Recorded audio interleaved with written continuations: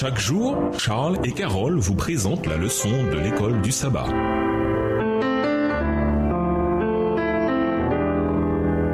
Bienvenue dans votre émission. Dieu nous parle. Nous voilà à la leçon de dimanche de l'espoir pour le temps de détresse. Lisons Apocalypse 22, les versets 11 et 12, Daniel 12, les versets 1 et 2 et Jérémie 30, les versets 5 à 7. Quels événements se produisent juste avant le retour de Jésus? Apocalypse 22, versets 11 et 12. Que celui qui est injuste soit encore injuste, que celui qui est souillé se souille encore, et que le juste pratique encore la justice, et que celui qui est saint se sanctifie encore. Voici, je viens bientôt, et ma rétribution est avec moi, pour rendre à chacun selon ce qu'est son œuvre. Daniel 12 et versets 1 et 2. En ce temps-là se lèvera Michaël, le grand chef, le défenseur des enfants de ton peuple. Et ce sera une époque de détresse, telle qu'il n'y en a point eu de semblable depuis que les nations existent jusqu'à cette époque. En ce temps-là, ceux de ton peuple qui seront trouvés inscrits dans le livre seront sauvés. Plusieurs de ceux qui dorment dans la poussière de la terre se réveilleront, les uns pour la vie éternelle et les autres pour l'opprobre, pour la honte éternelle. Jérémie 30, versets 5 et 7. Ainsi parle l'Éternel, nous entendons des cris d'effroi, c'est l'épouvante, ce n'est pas la paix. Informez-vous et regardez si un mâle enfante. Pourquoi vois-je tous les hommes les mains sur leurs reins comme une femme en travail? Pourquoi tous les visages sont-ils devenus pâles? Malheur, car ce jour est grand, il n'y en a point eu de semblable. C'est un temps d'angoisse pour Jacob, mais il en sera délivré. La fin du sursis des humains est suivie d'un temps de détresse, tel qu'il existe une nation jusqu'à ce temps-là. Apocalypse 16 décrit 7 dernières plaies qui seront déversées sur le monde impie. Mais comme dans le cas des plaies d'Égypte, le peuple de Dieu sera préservé. Remarquez la promesse qui se trouve dans Daniel. En ce temps-là, ton peuple échappera. Quiconque sera trouvé inscrit dans le livre de vie. Daniel 12, verset 1. Cela doit faire référence au livre de vie, voir Philippiens 4, le verset 3, Apocalypse 13, le verset 8, Apocalypse 20, les versets 12 et 15 et Apocalypse 22, le verset 19. Si nous sommes restés fidèles à Jésus, nos noms ne seront pas effacés du livre de vie. Apocalypse 3, le verset 5. Lisons 1 Jean 3, les versets 1 à 3, Jean 8, verset 29 et Jean 14, verset 30. Quelle est la seule préparation suffisante pour le temps de détresse à venir? 1 Jean 3, les versets 1 à 3. Voyez quel amour le Père nous a témoigné pour que nous soyons appelés enfants de Dieu, et nous le sommes. Si le monde ne nous connaît pas, c'est qu'il ne l'a pas connu. Bien-aimés, nous sommes maintenant enfants de Dieu, et ce que nous serons n'a pas encore été manifesté, mais nous savons que, lorsque cela sera manifesté, nous serons semblables à lui, parce que nous le verrons tel qu'il est. Quiconque a cette espérance en lui se purifie comme lui-même est pur. Jean 8, verset 29. Celui qui m'a envoyé est avec moi. Il ne m'a pas laissé seul, parce que je fais toujours ce qui lui est agréable. Jean 14, verset 30. Je ne parlerai plus guère avec vous, car le prince du monde vient. Il n'a rien en moi. Pendant le temps de détresse, la relation personnelle que les fidèles auront avec Jésus sera tellement profonde qu'ils seront inébranlables. Leur seul désir sera de lui plaire en toutes choses, de sorte que, par l'œuvre du Saint-Esprit, ils seront aussi purs que lui est pur. Le cœur de Christ était hermétique aux tromperies de Satan. Nous pouvons nous aussi refléter cet aspect de son caractère. Lisons Psaume 27, verset 5, Psaume 91, les versets 1 à 11 et Apocalypse 3, les versets 10 à 12. Quelle promesse rassurante Dieu nous fait-il pour le temps de détresse? Psaume 27, verset 5. Car il me protégera dans son tabernacle au jour du malheur, il me cachera sous l'abri de sa tente, il m'élèvera sur un rocher. Psaume 91, les versets 1 à 11. Celui qui demeure sous l'abri du Très-Haut repose à l'ombre du Tout-Puissant. Je dis à l'Éternel, mon refuge et ma forteresse, mon Dieu en qui je me confie. Car c'est lui qui te délivre du filet de l'oiseleur, de la peste et de ses ravages. Il te couvrira de ses plumes et tu trouveras un refuge sous ses ailes. Sa fidélité est un bouclier et une cuirasse. Tu ne craindras ni les terreurs de la nuit, ni la flèche qui vole de jour. Verset 6. Ni la peste qui marche dans les ténèbres, ni la contagion qui frappe en plein midi. Que 1000 tombent à ton côté et 10 000 à ta droite, tu ne seras pas atteint. De tes yeux seulement tu regarderas et tu verras la rétribution des méchants. Car tu es mon refuge, ô Éternel, tu fais du Très-Haut ta retraite. Aucun malheur ne t'arrivera, aucun fléau n'approchera de ta tente. Car il ordonnera à ses anges de te garder dans toutes tes voies. Apocalypse 3, les versets 10 à 12. Parce que tu as gardé la parole de la persévérance en moi, je te garderai aussi à l'heure de la tentation qui va venir sur le monde entier pour éprouver les habitants de la terre. Je viens viens bientôt. Retiens ce que tu as, afin que personne ne prenne ta couronne. Celui qui vaincra, je ferai de lui une colonne dans le temple de mon Dieu, et il n'en sortira plus. J'écrirai sur lui le nom de mon Dieu, et le nom de la ville de mon Dieu, de la nouvelle Jérusalem qui descend du ciel d'auprès de mon Dieu, et mon nom nouveau. Certains ont mal compris l'idée que nous vivrons sans médiateur pendant le temps de détresse. Jésus cessera sa médiation dans le sanctuaire céleste, quand tous auront pris leur décision finale, pour ou contre lui. Mais cela ne veut pas dire que nous serons seuls, livrés à nous-mêmes, à compter sur nos propres forces. Jésus nous a assuré qu'il sera toujours avec nous. Matthieu 28, verset 20. La foi, c'est faire confiance même quand on ne voit pas, et croire même quand le monde s'écroule autour de nous. Pendant le temps de détresse, notre foi se fortifiera en notre désir d'éternité, et notre désir d'éternité augmentera, de sorte que notre seul désir sera de vivre avec Jésus pour toujours. Au revoir. Et à demain si Dieu veut.